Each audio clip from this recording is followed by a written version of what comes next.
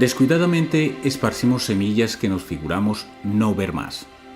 Pero, al cabo de años, brotan de ellas plantas cuyo fruto hemos de cosechar. El pensamiento obedece a la universal ley de que cada cosa engendra su semejante. Y por lo tanto, todo pensamiento influye en el ánimo según su naturaleza.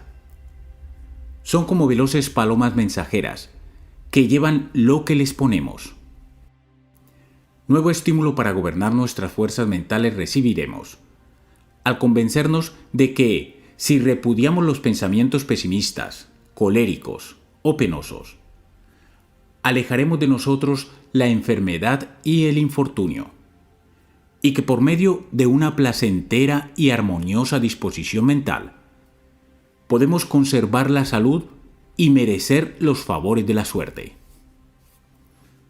Si analizamos la naturaleza de una estrella, por lejana que esté, averiguaremos qué metales hay en su incandescente atmósfera, pues cada metal da su raya peculiar en el espectro.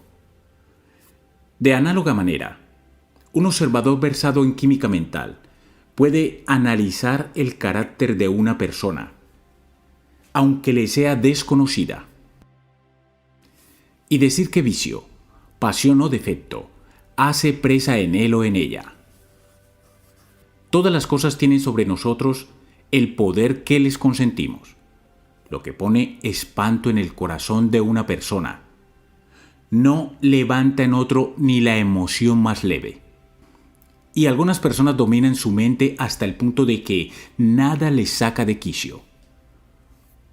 Hubo quien perdió fortuna, casa y familia, quedando pobre y solo en el mundo. Y sin embargo, nadie escuchó una sola queja de sus labios, ni echó de ver señal de flaqueza en su vigoroso ánimo. Era docto en la ciencia del bien pensar y sabía resistir victoriosamente todo pensamiento o cavilación que amenazara perjudicarle. Neutralizaba la discordancia con la armonía, el error con la verdad, el odio con el amor y la envidia con la caridad. Quien algo teme es porque ha dado ocasión a que prevalezca contra él o ella lo temido, estableciendo relaciones que desde luego podría romper si supiera dominar su mente. Siempre que nos sentimos desalentados, aburridos, tediosos, infelices y miserables, lo debemos a pensamientos pomposos, cuyo antídoto es tan sencillo y eficaz como el agua contra el fuego. El pensamiento obedece a la universal ley de que cada cosa engendra su semejante, y esto corrobora la maravillosa verdad del precepto que nos manda a amar a nuestros enemigos, porque si los odiáramos, añadiríamos combustible a la hoguera en vez de apagarla con los refrigerios del amor, que convierte en amigos a los enemigos. Los pensamientos puros neutralizan las sugestiones lascivas, lujuriosas y concupiscentes. El amor abnegado es capaz de transmutar en poco tiempo en delicadamente sensitivo un temperamento grosero. Todo cuanto de los demás nos llega es la misma índole de lo que les enviamos, y encontramos en ellos precisamente lo que buscamos. Si tratamos de describir lo bueno, puro, noble y verdadero, despertaremos estas altas cualidades. Pero si sospechamos lo malo, obsceno, vil y falso, se transparentarán a través de nuestros recelosos pensamientos tan aviesas cualidades. Los afectos de nuestro corazón y la modalidad de nuestra mente determinarán con matemática exactitud la índole de nuestros actos y la tónica de nuestra conducta, cuya cosecha será, por ineludible ley, de la misma especie que la siembra.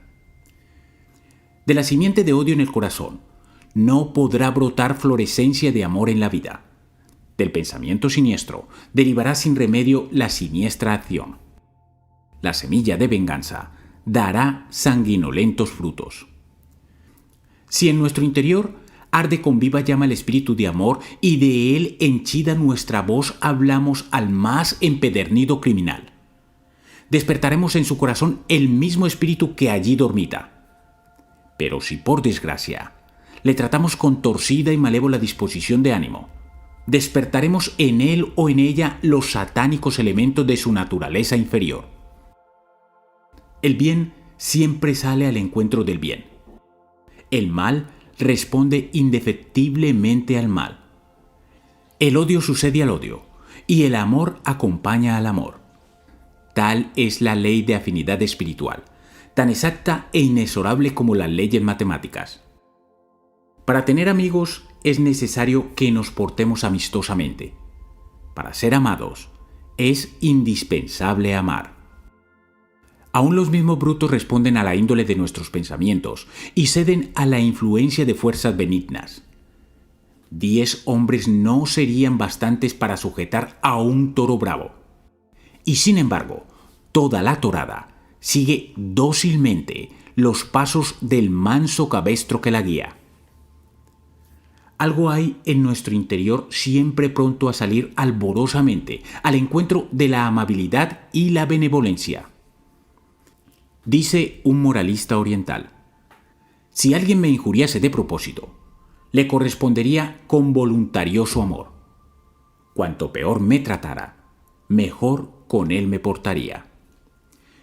Llegará época en que nadie consienta alimentar siniestros pensamientos en su mente. Como no se atrevería a derramar mala semilla en sus tierras de labor. Cuantos observan el carácter que denotáis como cosecha moral en la edad madura, conocen qué simiente sembrasteis en el suelo de vuestra juventud, sin necesidad de averiguar vuestra pasada vida, pues estaréis cosechando lo que sembrasteis. Y quien siembra ortigas, no espere nunca cosechar rosas. ¿Cómo sería posible que las simientes de brutalidad y venganza fructificaran en amor y dicha? Los rostros adustos y repulsivos llevan el estigma de viciosos y egoístas pensamientos, mientras que los semblantes serenos y apacibles son como la troj, en donde se almacena la copiosa cosecha de una mente pura y placentera. Hay quienes se figuran que estamos amontonados en un mundo de juguete de la antojadiza casualidad y del cruel destino. Pero lo cierto es que vivimos en un mundo sujeto a las leyes absolutas y orden perfecto, donde nada sucede por azar, sino que hasta el más insignificante pormenor de nuestras vidas obedece a un régimen tan exacto como el que mantiene a los planetas en sus órbitas. Donde veamos discordancia podremos tener la seguridad de que proviene de mala siembra. La persona que siempre se está quejando de su suerte y descarga su mal humor sobre los demás no es una persona completa. Por lo tanto, hemos de precavernos de los malos pensamientos y de las morbosas emociones, lo mismo que proteger nuestras casas contra las embestidas de los ladrones. Hemos de aprender a expulsar de nuestra mente los pensamientos nocivos, pues si les consentimos anidar en ella, nos irán deteriorando poco a poco el cuerpo, ya que del temperamento mental depende en muchísima parte el temperamento fisiológico. Hemos de convencernos de que solo el bien puede estar en armonía con la verdad, y que el mal no es ni más ni menos que la falta de armonía. Lo real ha de ser forzosamente verdadero, y lo ilusorio ha de ser necesariamente falso, pasajero, caedizo y mortal. Únicamente puede ser real lo bueno, lo puro, lo casto, armonioso y verdadero. Todo lo demás es falso, remedado y falaz. El jubiloso y esperanzado pensamiento es ya de por sí antídoto infalible de multitud de dolencias psíquicas. Mantened ideales optimistas y desvaneceréis el pesimismo engendrador de miseria y fracaso. Vigilad y guardad las puertas de vuestra mente para impedir la entrada a los implacables enemigos de vuestra dicha, y os asombrará ver cuán luego mejoráis de conducta y acrecentáis vuestro poder.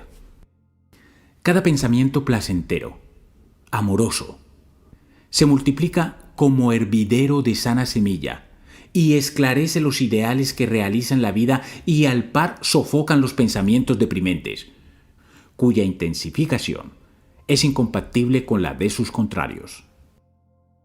La vida cobra indecible vigor y el carácter no soñada entereza cuando mantenemos nuestro pensamiento optimistamente orientado hacia el bien.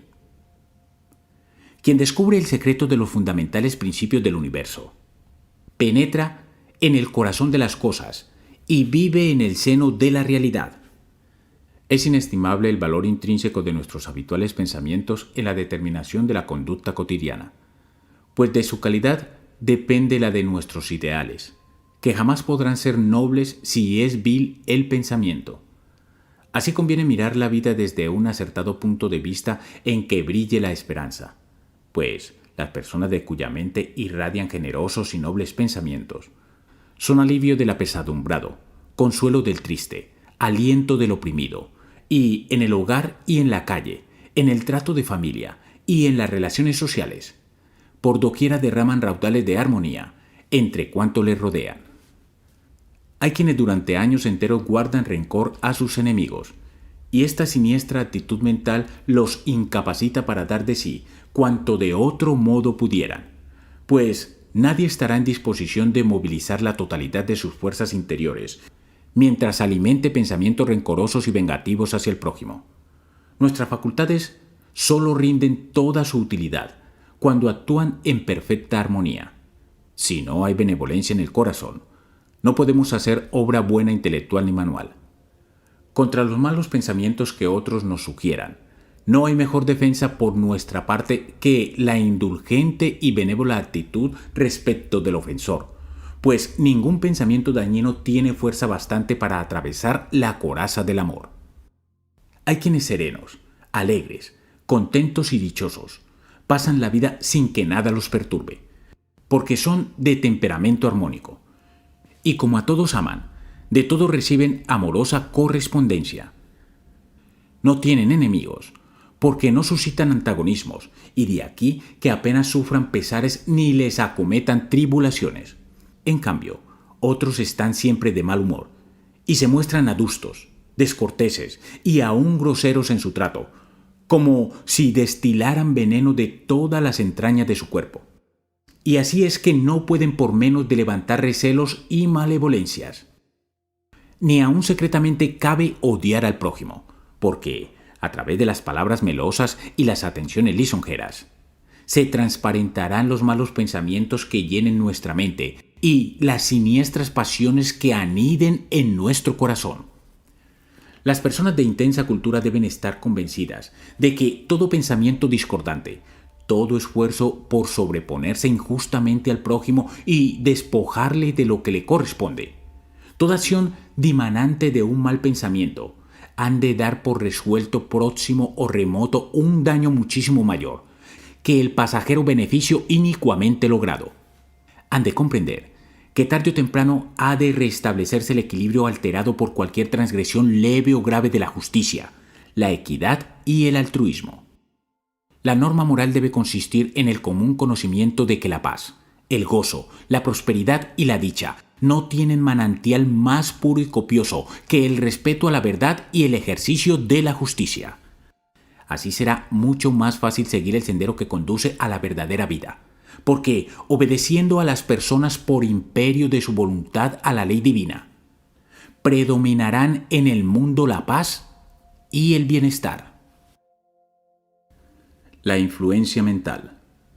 Todo pensamiento y toda emoción vibran a través de las células del cuerpo, comunicándoles tonalidad idéntica a su índole vibratoria. Un pensamiento de odio se desvanece al instante en presencia de otro de amor. El pensamiento recto es un capital que reditúa abundantes dividendos. Es creencia tan general como errónea, la que cuenta por imposible resguardar el cuerpo de las enfermedades que la patología llama hereditarias. Con esta preocupación tan extendida, es muy extraño que disfruten verdadera salud los aprensivos. Ley de la vida es el normal funcionamiento del organismo, pues toda anormalidad, desequilibrio y discordancia son ajenos a nuestra íntima naturaleza y derivan siempre de alguna transgresión física, mental o moral.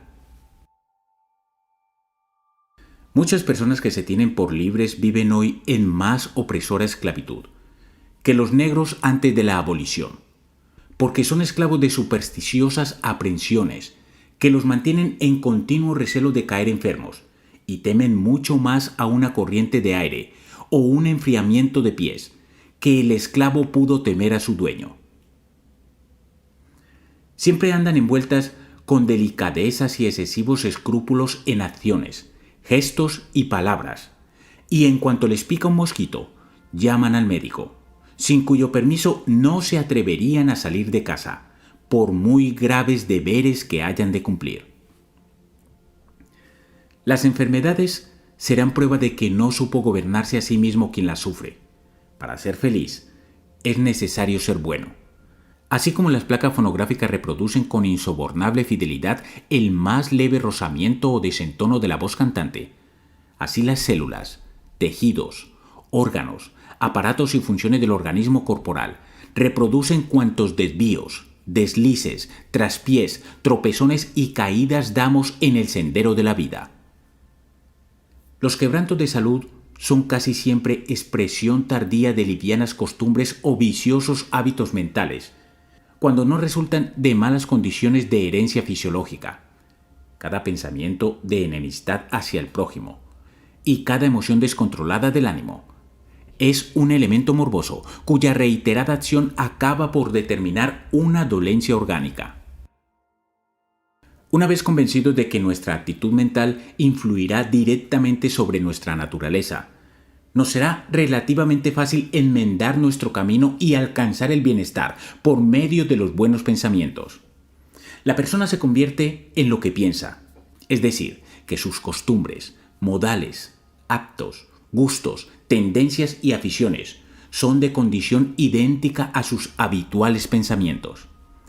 En los rasgos del semblante, en el fulgor de la mirada, en el acento de la voz, en el aire que se desprende de toda su persona, denota a el hombre o a la mujer como piensa y como siente, por lo que al sagaz observador no le es difícil distinguir por el solo aspecto exterior la condición del individuo.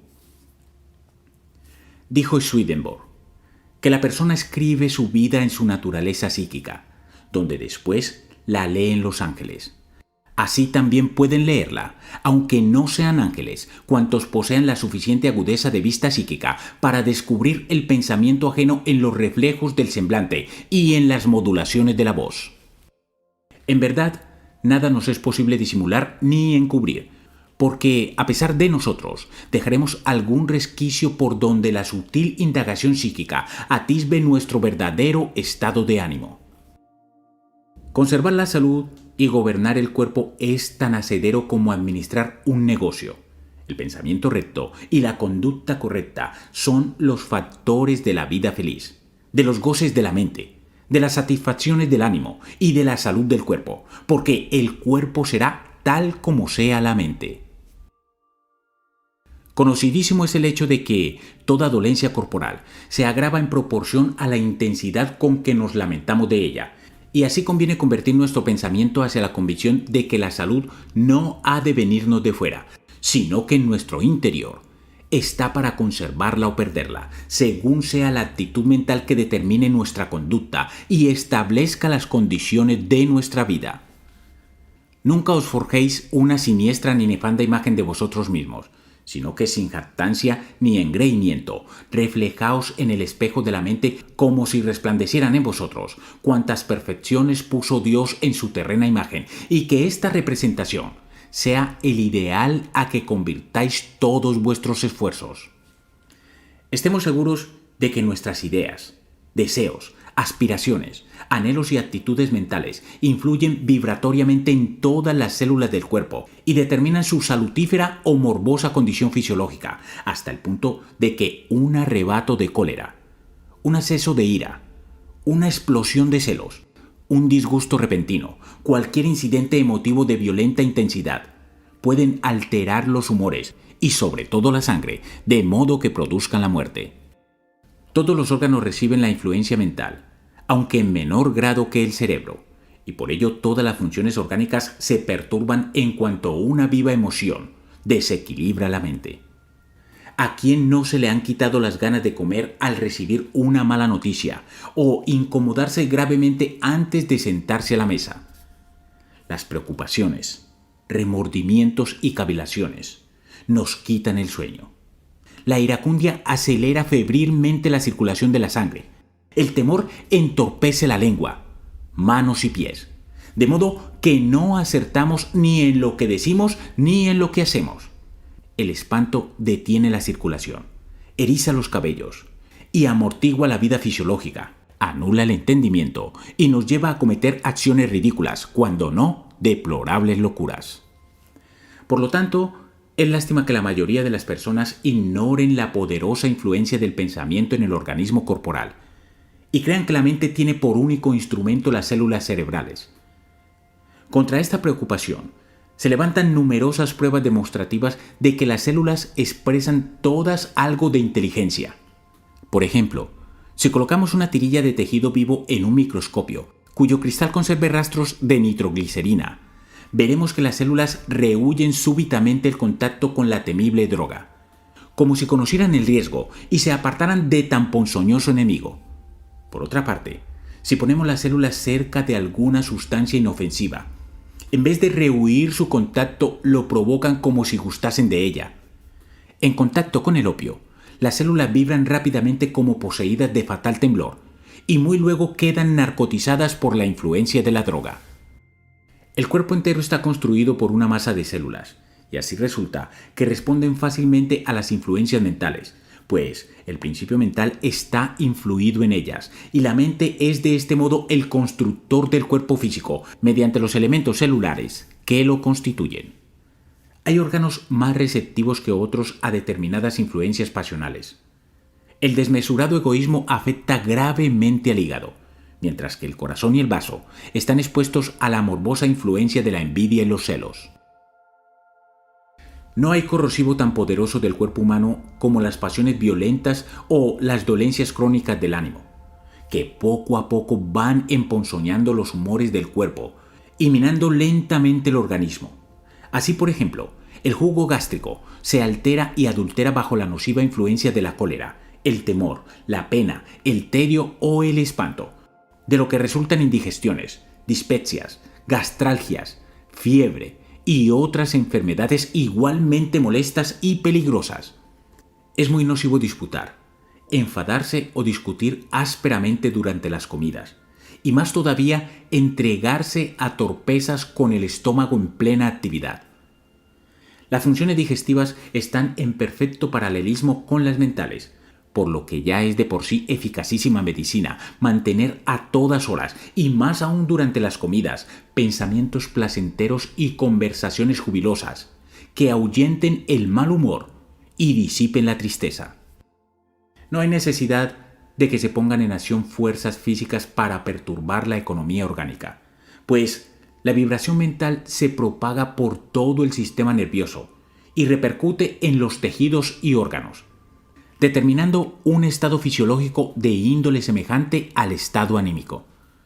Nadie negará que en lo referente al orden físico, el fuego quema, y el agua moja, y la espada corta, y las ortigas pinchan, por lo que evitamos todo cuanto puede molestarnos, y apetecemos cuanto sirve a nuestro gusto y comodidad. ¿Por qué, pues, en el orden mental nos estamos continuamente abrazando, cortando, hiriendo, y pinchando y emponzoñando con pensamientos malignos y morbosas emociones? Un acceso de furor, un prolongado sentimiento de venganza o frecuentes pensamientos de torpeza pueden causar en las células nerviosas tan debilitantes estragos que cueste mucho tiempo reparar el daño, si acaso cabe reparación.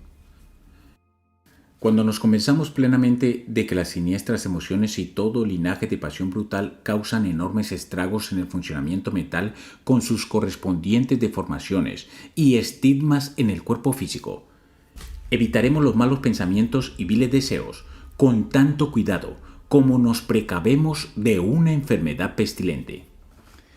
Los anales médicos registran casos auténticos de lisiados e impedidos, que curaron súbitamente por efecto de alguna conmoción cuya violencia alteró de raíz su estado mental, como por ejemplo la inesperada vuelta del hijo a quien se creía muerto, una herencia imprevista, la realización de vivísimos anhelos por largo tiempo alimentados y también la fe firmísima en la curación milagrosa de la mortal enfermedad.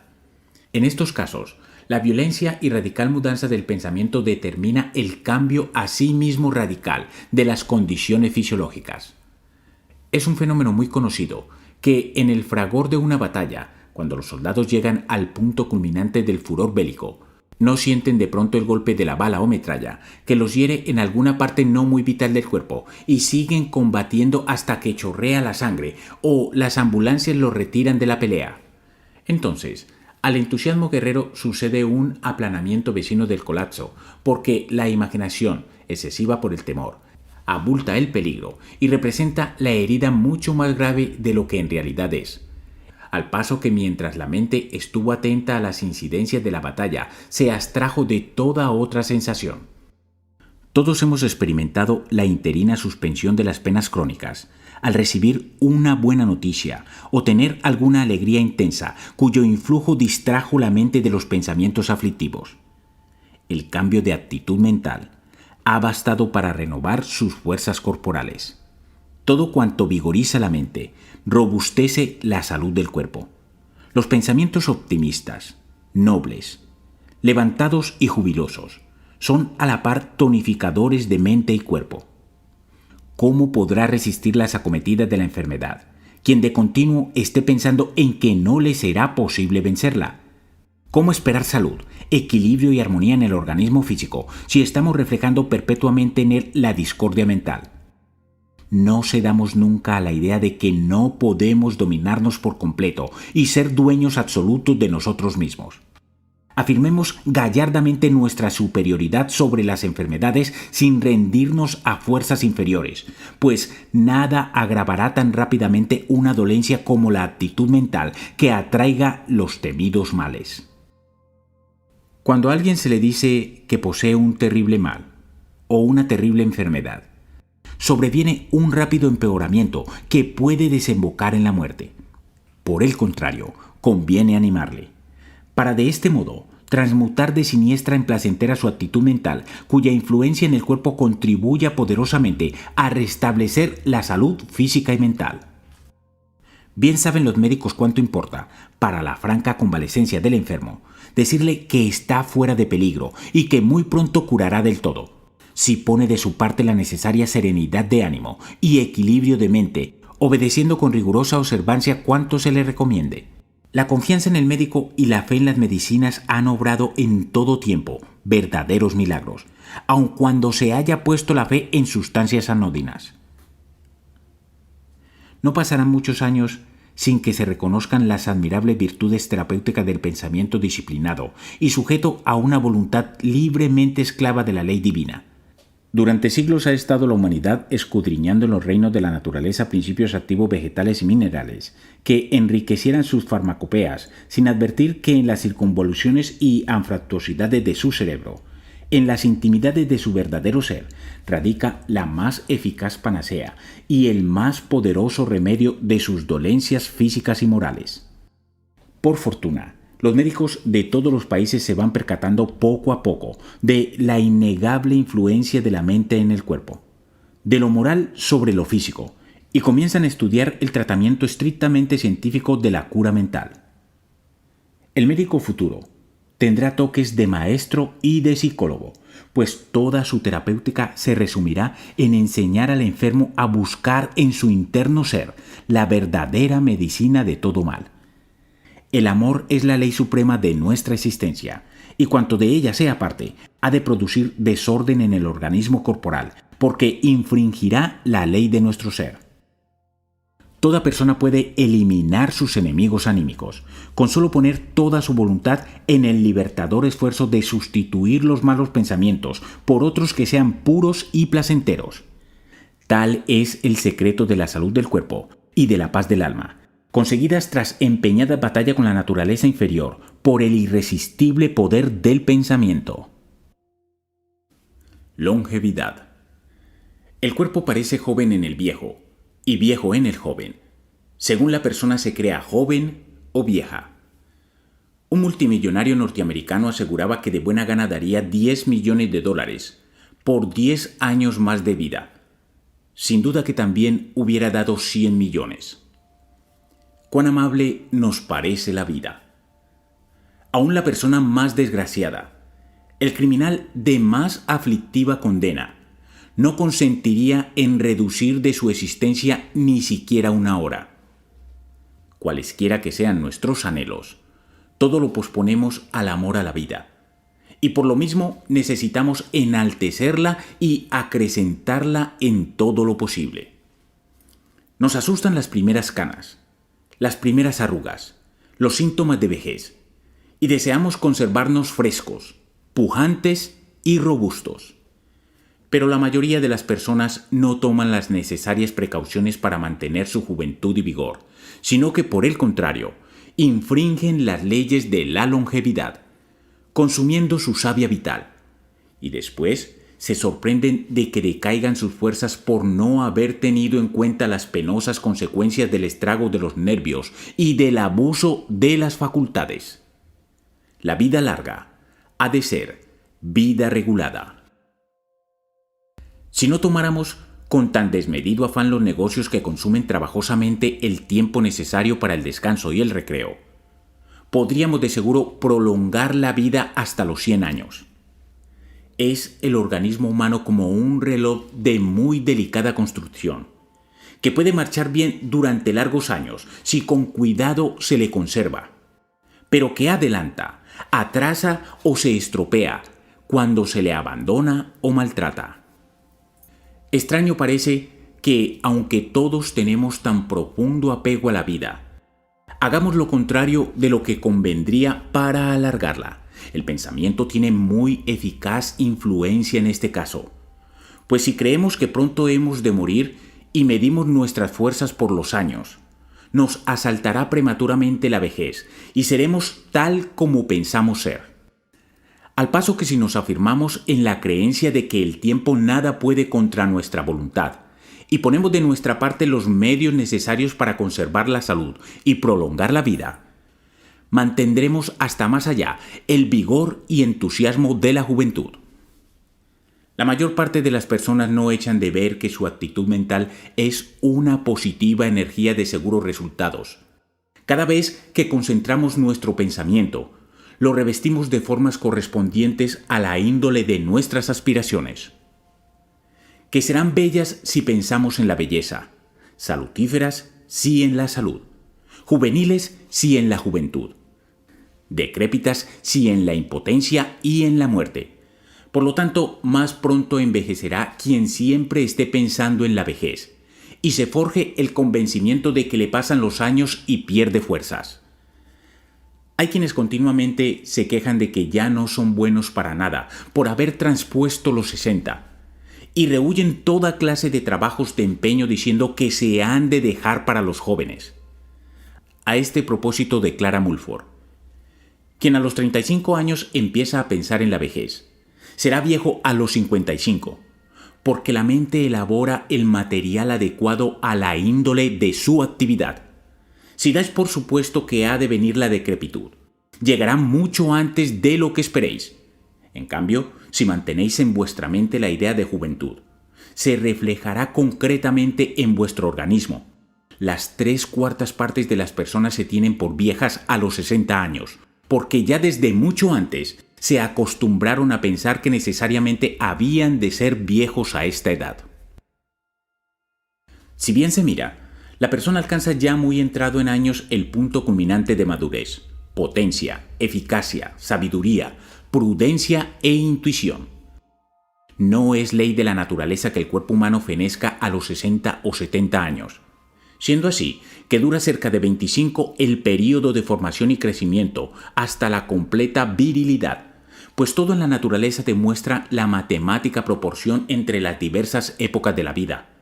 Los animales viven de 4 a 6 veces el tiempo que tardan en crecer, y esta misma ley regirá en la vida de las personas si no la quebrantan los vicios y pasiones.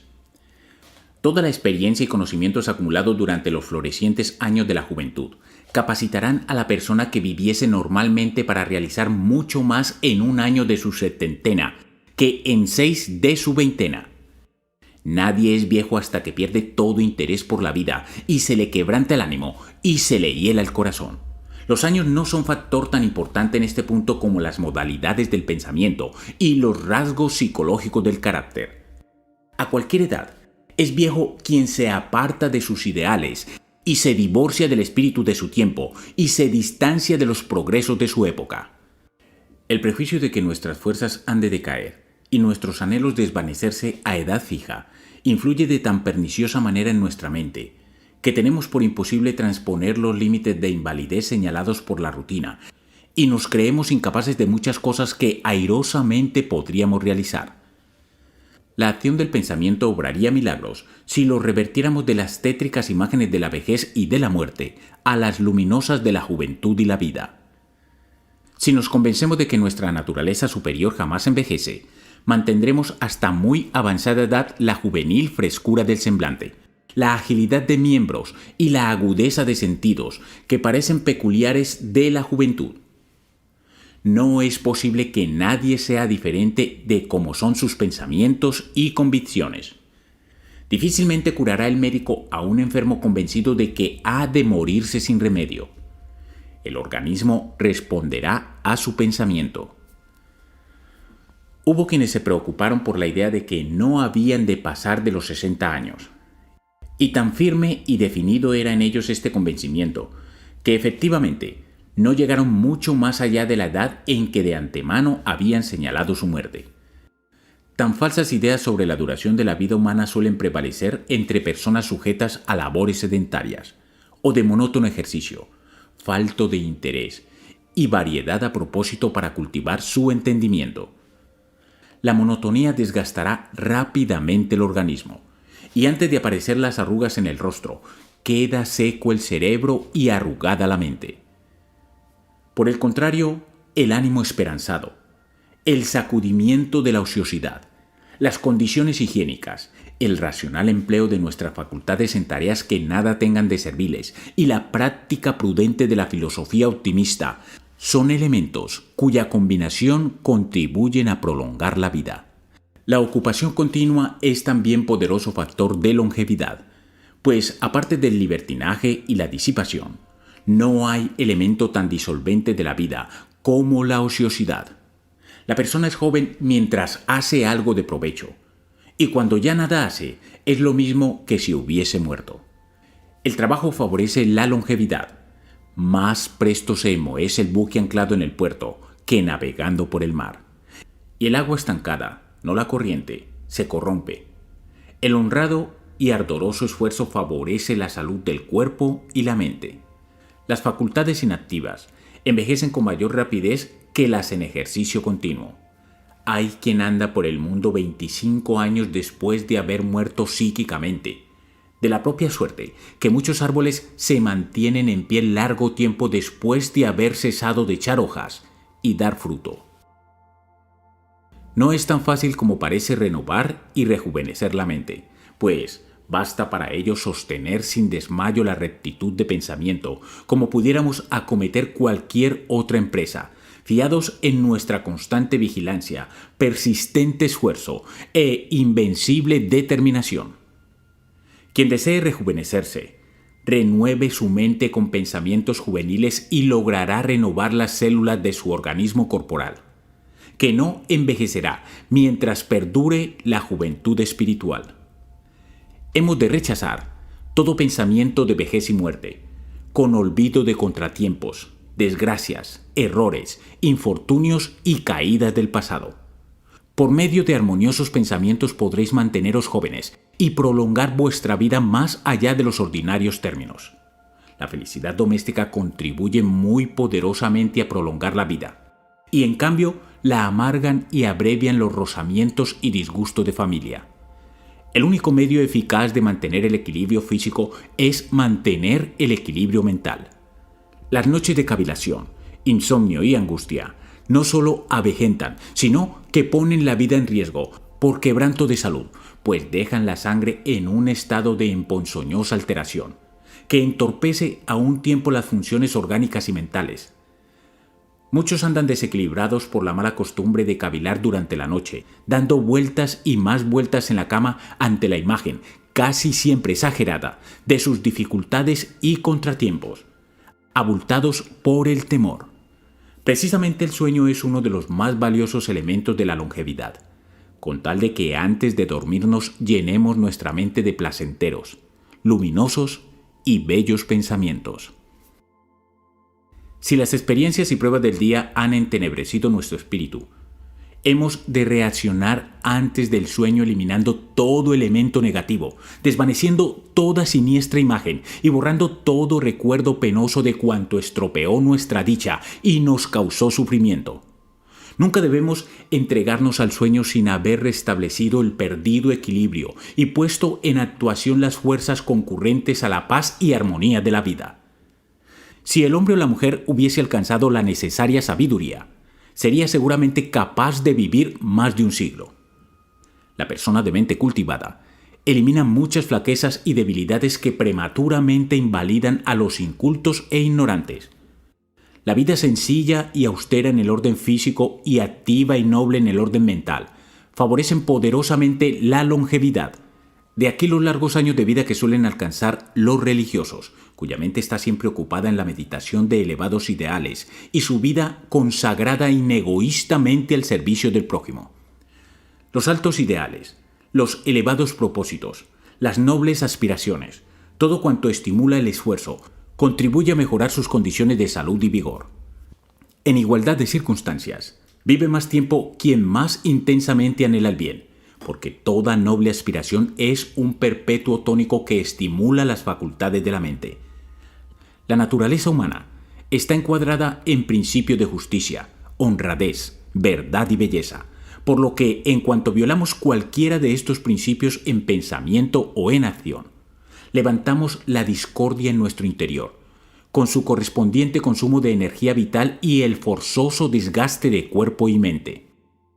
Envejecemos demasiado pronto por no mantener acordes nuestros instrumentos mentales, y así sufrimos a causa de la discordancia resultante del desquebramiento de la ley fundamental de la armonía. La serenidad de la mente es amiga de la juventud y favorece la renovación, reparo y rejuvenecimiento del cuerpo. Si queréis conservaros jóvenes, frecuentad el trato de los jóvenes, pues os asimilaréis la exuberancia de su ánimo, la agudeza de su ingenio, la brillantez de su mente y la gallardía de sus modales. Teneos por jóvenes y vestid como los jóvenes, en cuanto lo consienta la dignidad en el buen sentido de vuestros años. No arrastréis los pasos, andad con el pecho saliente, atrás los hombros, alta la cabeza y la vista 20 pasos al frente. No permitáis que el romanticismo sensato muera en vosotros, porque la caballerosidad, la galantería, la benevolencia, la afabilidad y el amor mantienen ardoroso y joven el corazón. Siempre y en toda circunstancia, hemos de forjarnos nuestra propia imagen tal como quisiéramos ser. No os complazcáis en vuestras imperfecciones y flaquezas, que mancillarían la imagen, sino manteneos en la convicción de lograr el perfeccionamiento a que nos tiene destinados el Creador. Tal como la persona piensa, así parece en semblante, continente, gestos, actitudes y modales. Por lo tanto, mucho importa entregarnos a cuanto contribuya a mantener la mente lúcida, placentero el ánimo y levantado el espíritu, sin tomar muy por lo serio la vida. Las expansiones jubilosas y los recreos inocentes borran las señales de la edad y nos retribuyen a la juventud. Por lo contrario, la adustez, acritud y extremada seriedad avinagran el carácter y quebrantan la salud. Mientras nos esforcemos en vigorizar nuestras facultades y extender más y más el campo de nuestros conocimientos por el triple ejercicio de las actividades física, mental y moral, detendremos los pasos de la vejez y, a pesar de los años, conservaremos todas las gallardías de la juventud, pues no se pregunta la edad a quien no se fatiga en el trabajo. Decía Swedenborg que la juventud estriba en el aprovechamiento de la vida, porque cuando se vive mucho y bien, todos los necesitados de consejo lo buscan en la experiencia de los viejos, cuyo poder está en su sabiduría. La vejez no entraña forzosamente decrepitud, sino que es la madurez y la sazón de la vida interior dentro de la marchita cáscara. Multitud de razones abonan que el fin de la vida sea lo mejor de la vida. La nueva educación. El pensamiento ha de concentrarse en obra para que de lección aproveche, pues nunca lo enseñarán ni la pluma ni la lengua. Una madre de numerosos hijos los educó sin haberles puesto casi nunca la mano encima. Cuando tuvo al primogénito, dijo que se sentía demasiado bondadosa para corregir a los hijos con el castigo, y por ello se ceñiría a amarlos. Y este amor fue el imán que de maravillosa manera mantuvo unida a la familia. Ninguno de sus hijos salió mala cabeza, y cuando ya todos fueron hombres y mujeres de provecho, veneraban a su madre. Supo aquella bondadosa mujer despertar, avivar y fortalecer las buenas cualidades de sus hijos, con lo que no tuvo necesidad de reprimir las malas inclinaciones, de suyo sofocadas por la lozanía y exuberancia de las contrarias. El amor operó tan señalado prodigio psicológico, porque el amor es el salutífero bálsamo que cura y cicatriza las heridas del corazón. La historia sagrada abunda en pasajes que denotan la eficacia del amor como agente de salud y longevidad. ¿Cuándo nos convenceremos de que el amor es armonía y que sin armonía no puede haber salud? Donde reina el afecto, no tiene asiento la discordia. El cariño es serenidad, paz y dicha, el más seguro específico contra las brutales inclinaciones. Así como la crueldad se desvanece ante la compasión, así los aviesos sentimientos tienen su antídoto en la dulce caridad y amorosa simpatía. La madre es la suprema modeladora de la vida y el destino. El amor maternal ha contenido multitud de veces los estragos de las enfermedades del cuerpo y reparado las del alma. La madre solícita y prudente no agrava la cólera, temor, enojo, desconsuelo u otra emoción de su hijo con represiones acerbas, denuestos humillantes y golpes de previsos, sino que apacigua y calma al conturbado con palabras cuya irrebatible evidencia avasalle su entendimiento y conmueva su corazón. Sabe que encender más el ánimo de quien ya lo tiene en brasas sería como apagar una hoguera con chorros de petróleo. Los orfanatos ofrecen patéticos ejemplos de cuán prematuramente pasan a la adolescencia los niños privados por la muerte del maternal cariño y de las dulzuras del hogar. Lo mismo sucede a los hijos de familias menesterosas que habitan en las casuchas de los barrios ínfimos de las ciudades populares, en continua familiaridad con la astucia, la picardía, la obscenidad y todo el linaje de malignas influencias que amenazan hundirlos en el crimen. Un niño así corrompido contrasta con aquel otro criado en una atmósfera de pureza, refinamiento y cultura, cuya mente está siempre abierta a las elevadas inspiraciones de la verdad, la belleza y el amor. ¿Qué probabilidad de conducirse noblemente en la vida ha de tener el niño cuyos primeros años transcurrieron entre continuas escenas de abyección? Así es muy importante que el niño no vea ni oiga nada de cuanto pueda deprimir su carácter y desviar su pensamiento de los puros ideales. Hemos de ser muy indulgentes con los hombres viciosos o desequilibrados, cuya niñez estuvo sumida en la brutalidad y el crimen, con la mente contaminada de impuros pensamientos. Conviene recordar que la mente infantil es tan delicada como una placa fotográfica que fija y retiene la imagen de cuantos objetos entran en su campo de exposición. Las primeras sensaciones son como el molde del carácter a que más tarde se ha de ajustar la vida.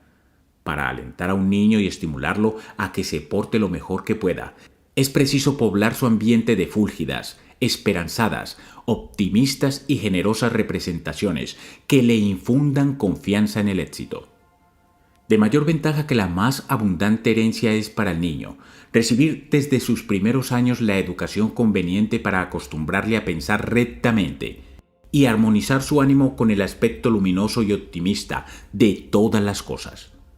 Mantened la mente del niño bañada en una atmósfera de armonía y verdad, y no habrá en ella sitio para la discordia y el error. Es cruel estar reconviniendo de continuo a un niño por sus defectos y genialidades, pues con ello le deprimimos el carácter, en vez de alentarlo de modo que aprenda a estimular en justa medida sus posibilidades, sin caer en los vicios extremos de la presunción y de la cortedad. Por lo general, los niños tímidos, recelosos y desconfiados se muestran retraídos porque creen que les faltan las aptitudes y cualidades que en otros resplandecen, cuando acaso les tengan en grado superior, aunque latentes y dormidas, en espera de estímulo suficiente vigoroso que las despierte. Así es una torpeza o una infamia reprimir la confianza que en sí mismo ponga un niño, dudar de su capacidad, osa herirle diciendo que en su vida ha de servir para cosa de provecho. La mayoría de los padres no se dan cuenta de lo muy impresionables que son los niños, ni de cuán fácilmente se resienten por el menosprecio o el ridículo. Sus delicadas naturalezas necesitan cariño, estímulo, amor y aliento, a fin de que no se inviertan en negativas sus positivas cualidades, como seguramente se invertirán si siempre estuviéramos reprendiéndolos y vituperándolos. Ya advierten los pedagogos que es mucho más fácil atraer que obligar. Los elogios, emulaciones y estímulos, cuando justos y oportunos, son de mayor eficacia en la educación del niño que las amenazas, reprimendas y castigos. El calor solar tiene infinitamente más influencia en el florecimiento y fructificación de las plantas que los vientos y las tempestades. Cuanto quiere lograr de ellos el maestro que trata con paternal amor a sus alumnos, y es tan suave en la forma como enérgico en el fondo, sin consentir jamás voluntariedades, ni rarezas, ni emplear tampoco palabras despectivas, ni golpes humillantes, sino mostrándose siempre cariñoso, afable, imparcial y justiciero, de suerte que no haya impedimento alguno de simpática comunicación entre maestro y discípulo. A muchos padres les sacan de quicio las travesuras y picardías de sus hijos, cuya malicia es, la mayor parte de las veces, más imaginaria que real, pues generalmente proviene de la exuberancia juvenil ansiosa de respiro, por lo que conviene dar a su ánimo, por medio de juegos y deportes, la expansión que de otro modo estallaría en violentas manifestaciones. Rebosan de vida los niños hasta el punto de no poder estar quietos ni un momento, a no ser porque se les cautive la atención o se les ocupe variadamente en tareas a la par útiles, instructivas y agradables, que apacigüen su natural turbulencia y disciplinen su versatilidad. El amor es la única fuerza capaz de contenerlos y dominarlos. No conviene que exijamos a los niños un comportamiento de hombres, ni a las niñas labores y funciones de mujeres. Esto sería contra naturaleza. Dejemos que gocen cuanto sea posible de su infancia, y conciliemos prudentemente en su trato la libertad con la restricción, alentándolos y guiándolos en sus juegos, de modo que el ánimo les rebose de júbilo, pues nada más triste en este mundo que un niño precozmente varonil, por haberle robado los encantos y dichas de la infancia. Hay quienes se revuelven contra los niños acusándolos de egoístas, crueles, desgraciados, irascibles y volubles. Pero si bien suelen apuntar en ellos estos vicios de la voluntad, se debe a que el crecimiento y desarrollo de su cerebro es más rápido en unas partes que en otras, de lo que proviene un temporario desequilibrio de la mente, durante el cual se avivan las malas inclinaciones de la naturaleza inferior, para ceder más tarde por virtud del equilibrio mental a la influencia del buen juicio. Las facultades morales y el sentimiento de responsabilidad tardan más en desenvolverse que otros rasgos del carácter. Por esta razón, en su trato con los niños, deben los mayores envolverlos en el efluvio de amorosos y auxiliadores pensamientos que neutralicen o por lo menos aminoren los efectos del pasajero desequilibrio mental a que, por el desarrollo y crecimiento de su cerebro, están sujetos. La experiencia de vida nos enseña con los años que la bondad y eficacia de nuestras acciones dependen más bien de la disposición de ánimo y aptitud mental en que nos coloquemos, que de circunstancias fortuitas o eventuales. Por lo tanto, conviene que eduzcamos y vigoricemos las placenteras y optimistas cualidades del niño, de modo que, ya del todo fortalecidas en la juventud, le sirvan de arma defensiva contra las invasiones del temor, la duda, el desaliento y la desesperación. Una de las causas de la deslenable salud de que continuamente se quejan las clases acomodadas es precisamente el haberse criado en una atmósfera de aprensión y recelo con excesivos cuidados, por el temor de que sus padres temían de que se enfermaran y murieran. Durante toda su infancia les envolvieron pensamientos de muerte, y así no es extraño que, ya mayores, les mueva el establecido hábito de tomar exageradas precauciones contra los riesgos de enfermedad. Esta negativa disposición entorpece de tal modo la actividad de las personas, que muchas veces las inutilizan moralmente para desempeñar cargos, ejercer funciones y cumplir deberes a cuyo desempeño, ejercicio y cumplimiento le inclinan sus naturales aptitudes. Su prevención y remedio está en acostumbrar al niño a pensar en la salud, apartándolo por medio de la higiene prohibitiva de todo cuanto pudiera quebrantársela. Conviene enseñar al niño que la salud es el estado normal del cuerpo humano y que la enfermedad proviene siempre de alguna transgresión leve o grave de su funcionalismo en uno de los tres órdenes: físico, intelectual o moral. Ha de convencerse el niño de que las penas y sufrimientos humanos, las angustias del ánimo y las enfermedades del cuerpo, así como todos los males que afligen a las personas, derivan de sus vicios y pasiones, de su vida desordenada, de no guardar los mandamientos de la ley de Dios y de ceder a los capitales vicios de soberbia, avaricia, lujuria, gula, ira, envidia y pereza. También conviene tener en cuenta que la infancia es muy crédula y no pone reparo alguno a los cuentos y relatos de los mayores, sobre todo los familiares. Aunque se les digan las cosas en broma, las toman en serio o por lo menos dudan de si serán o no verdad, pues tan viva es la imaginación y tan receptivas sus mentes, que todo lo abulan y exageran aún sin darse cuenta. Y muchas veces los castigamos injustamente por decir embustes y mentiras que nosotros mismos les enseñamos en leyendas y cuentos, cuyas moralejas no bastan a cohonestar su falsedad. La mayor parte de los extravios juveniles que degeneran más tarde en inclinaciones nocivas provienen seguramente de la falta de confianza de los niños en sus padres y maestros, o por mejor decir, de que éstos no supieron infundirla en sus hijos y discípulos. Cabe imaginar la decepción que ha de sufrir el niño cuando ya mayorcito descubre que duramente toda su infancia le han estado engañando, los mismos de quien debía esperar la verdad sincera. Así se ha de tener mucho cuidado en no adulterar la pureza de su mente con patrañas, supersticiones, consejas y leyendas terroríficas que dejarán honda y siniestra huella en su vida, con riesgo de hundirles en la impiedad y el descreimiento.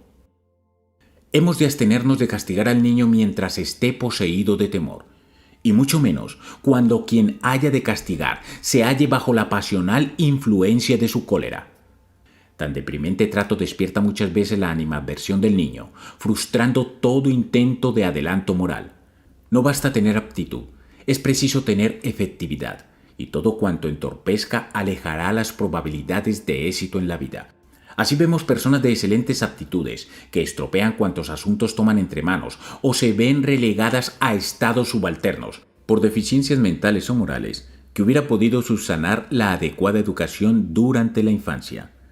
De esto se infiere que los futuros educadores cuidarán solícitamente de intensificar la potencia creadora del educando, para aumentar con ello las probabilidades de éxito y disminuir las de fracaso, fortaleciendo las cualidades débiles y compensando las inclinaciones unilaterales, a fin de obtener en último resultado el equilibrio de la mente. Deplorable labor educativa es la del colegio que anualmente echa al mundo una promoción de jóvenes con la cabeza llena de fárragos inútiles, faltos de confianza en sí mismos e incapaces de pronunciar 4 palabras en público. La educación futura ha de tener muy en cuenta que cuanto el alumno aprenda ha de serle física, intelectual y moralmente provechoso y utilizable a voluntad en las necesidades de la vida. Porque, ¿de qué sirve la educación si no podemos saborear sus frutos? ¿De qué los conocimientos si nos faltan precisamente aquellos cuya posesión nos libraría de muchos tropiezos y nos abriría seguros caminos para la realización de nuestros anhelos? Preliminar indispensable de la educación integral y armónica de las facultades y aptitudes del niño es la educación de la mente por medio de ejercicios que adiestren al niño en el difícil pero valiosísimo arte de pensar y discurrir por sí mismo. Gracias.